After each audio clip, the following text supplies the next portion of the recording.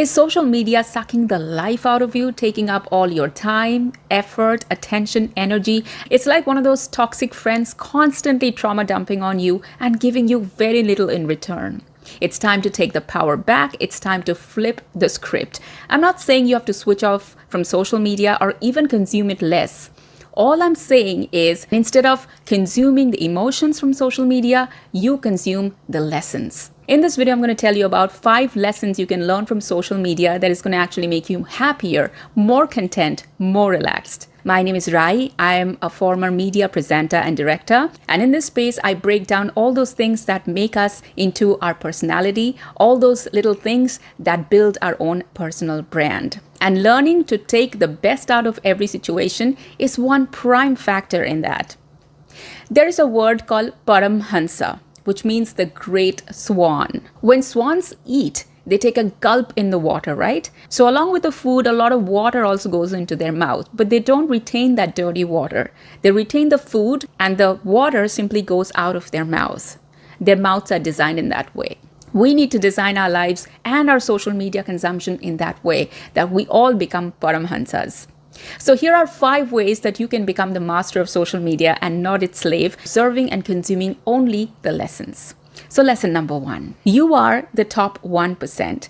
These days, this word top 1% is thrown around a lot. It basically refers to all the rich people like the Russian oligarchs, the Dubai sheikhs, the social media influencers who've suddenly shot to the top, the tech billionaires like Elon Musk, and even the generational wealth of Indian businessmen like the Ambanis. When a child in India asks his or her parents for something expensive, what does the parent say? They always say, where am I going to get the money from? I'm no Tata Birla. Tata Birla has become synonymous with being the top 1%, but not anymore. Thanks to social media, you are now the top 1%. In certain categories, in certain niches, you are the most wanted person. Somebody wakes up every morning to create content for you and hopes you wake up and give them a little bit of your time. They're not always doing it for money. They're really just doing it for your company, your validation. So no matter how neglected, how useless, how inadequate you feel, you do serve a purpose. You do have value to someone. Lesson number 2. It's a lesson we should have learned in our kindergarten days, but unfortunately we don't. We spend the rest of our life looking for validation, always to be liked by everyone. But social media teaches us that no matter how good you are, not everybody is going to like you. When you go and click on that favorite song of yours, you see some likes, but then you see so many dislikes and you wonder who these weirdos are who did not like this song. Why do they even exist? But that's the way the world is. So never take somebody's dislike personally. If they don't like you, you're just a song they don't like. Lesson number 3, the matter matters. We've always told that it's not the outer beauty, it's the inner beauty that counts. But we know that in real life, outer beauty matters. The pretty cats and the pretty ladies on the internet get the most views. However, if you now go a little deeper and look at the top performing YouTube channels, you will see none of them are about makeup or beauty or anything like that. Like Mr. Beast right now is at the number 1 spot. In fact, if you look at the top 4 channels on YouTube, you would think there's a war going on between India and USA. It's like USA, India, it goes on like that. At one point of time, there was this huge war between Carrie Minati of USA and the T-Series of India. And now somehow Carrie Minati is out of the picture. T-Series still holding on at, I think, the number 2 spot. It keeps changing though. One of the top performing channels of all times is Coco Melon, which the babies and toddlers watch. So who thought, who knew? In fact, on my channel, I often find that the days I wear good clothes, do nice makeup, put a little extra effort on doing my lighting right, it doesn't always get me more views. It's in fact embarrassingly those days where I'm looking shabby and my script is a little all over the place. My delivery is not all that great, but the days I'm most genuine is when I get the most subscribers and likes, and somehow that teaches me a lesson that authenticity matters more than any varnish and polish you can put on anything. Lesson number 4, narrow your eyes. Social media teaches us to narrow our eyes a little bit, because whenever a certain report is posted on social media, there will be invariably some contrarian comments, and you will get to know what that story is missing, and you will get to learn a few new angles which will actually question your initial perception of that story. So we're always looking at social media with, but is that really so?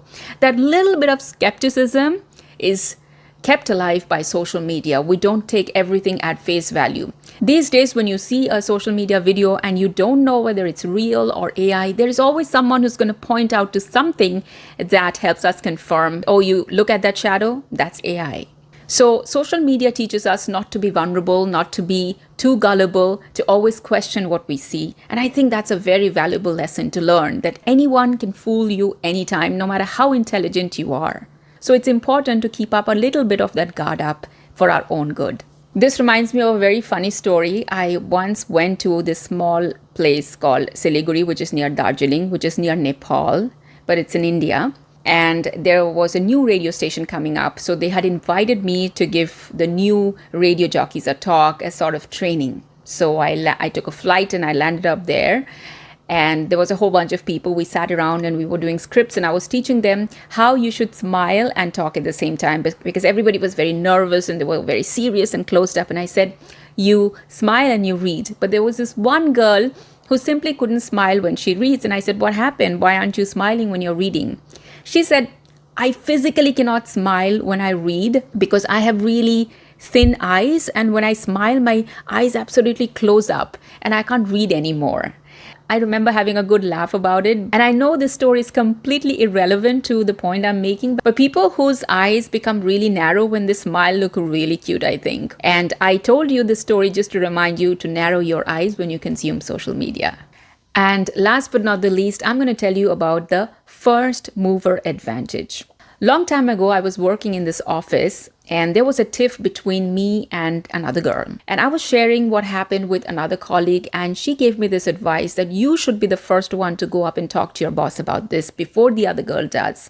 And that is the first mover advantage. When your boss hears your side of the story first, it is going to make that first impression, and everything will be judged on the basis of your story. So you need to make that first move in order to have that advantage. So in business, this term is often used to suggest that anybody who comes up with the product first has the first mover advantage than the person who comes out slowly at the heels of the first person. But social media shows that you can just break into the scene anytime and rise straight to the top without any resistance. If your product is good, if you are doing it the right way, if you just know how to hack the system, you will get there soon enough.